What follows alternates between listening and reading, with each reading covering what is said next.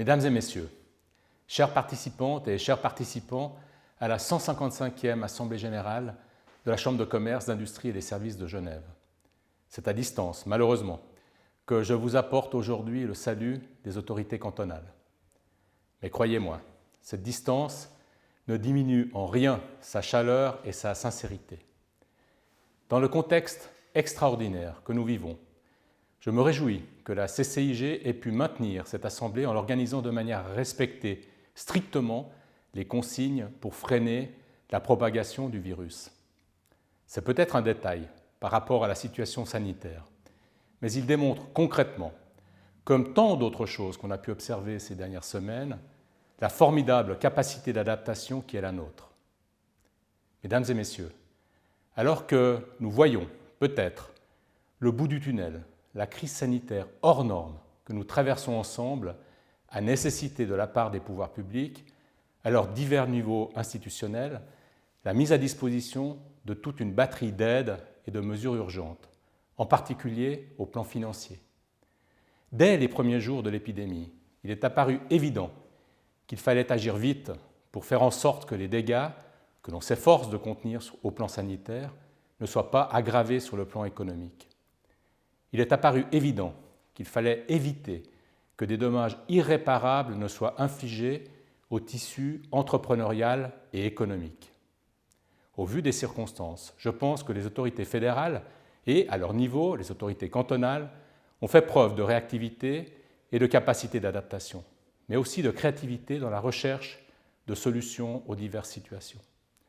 Des situations douloureuses et complexes qui se sont présentées et que vous vivez au fil des jours et des semaines au sein de vos entreprises. Des mesures à court terme ont été prises en faveur des entreprises et de leur personnel dont l'activité a été brutalement étouffée par la crise sanitaire. Ces mesures étaient indispensables. Dans certains cas, elles sont même insuffisantes. Certes, elles ne suffisent pas à effacer les ravages de la crise, mais elles aident à préserver ce qui peut l'être et au final, elles vont naturellement représenter un coût très important pour nos collectivités. Les montants engagés, très élevés, doivent pourtant être considérés comme marginaux si on les compare non seulement aux dommages que l'on aura pu éviter, mais aussi aux immenses défis que nous allons devoir relever. Car nous avons le devoir de nous projeter déjà au-delà de la crise sanitaire, dont on va désormais sortir peu à peu, de la manière la plus sûre et la plus ordonnée possible. Après le temps de l'urgence, viendra celui de la relance de notre économie et de notre société. On peut raisonnablement tabler sur une période difficile qui durera plusieurs années, durant laquelle des moyens énormes vont devoir être dégagés sur le plan local, national et international afin d'accompagner le redémarrage du système économique et la préservation des équilibres sociaux. Il y aura de très grands risques, mais aussi des opportunités que nous devons impérativement saisir. Nous allons en effet être mis au double défi de gérer la sortie d'une crise sanitaire mondiale sans précédent et d'affronter immédiatement un autre danger majeur auquel, comme pour le virus, n'échappe aucun continent, aucune région, aucun pays. Je veux parler bien sûr de la question climatique. On n'en parle plus depuis des semaines, c'est logique, mais elle n'a pas disparu pour autant. Au contraire, ce virus nous a rappelé combien les équilibres, qu'ils soient humains ou économiques, sont infiniment fragiles. Il nous a tout simplement rappelé la fragilité de notre monde. L'altération du climat, et plus généralement de l'environnement, c'est une menace qui pèse sur toute notre planète, comme une pandémie.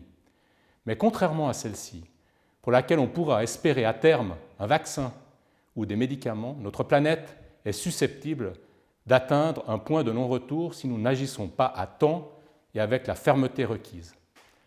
Demain se présentera une occasion unique d'orienter notre avenir. Nous devons la saisir, à travers les choix que nous ferons en matière d'investissement, à travers les priorités que nous mettrons dans nos stratégies, les stratégies de financement et d'accompagnement de la relance et du développement.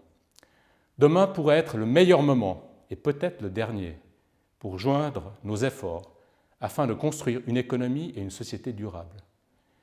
Le thème dont je m'occupe au sein de notre gouvernement, la mobilité, n'est que l'un des nombreux domaines dans lesquels nous pouvons agir. Il n'y va pas seulement de la responsabilité que nous assumons à l'égard des nouvelles générations. C'est aussi une chance très concrète pour la Suisse et pour notre canton.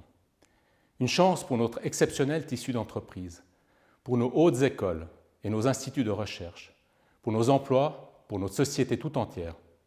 Mesdames et messieurs, la crise du Covid-19 nous a poussés dans nos retranchements.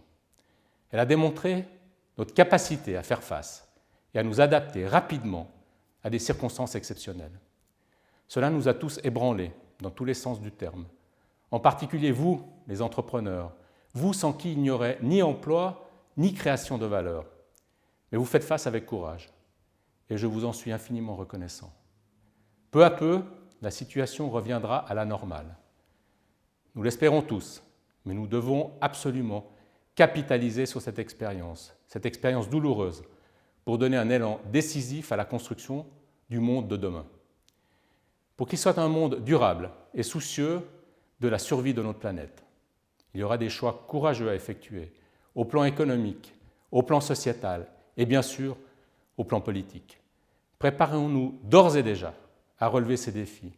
Nous en sommes capables. Nous avons toutes les qualités pour cela ici en Suisse, ici à Genève.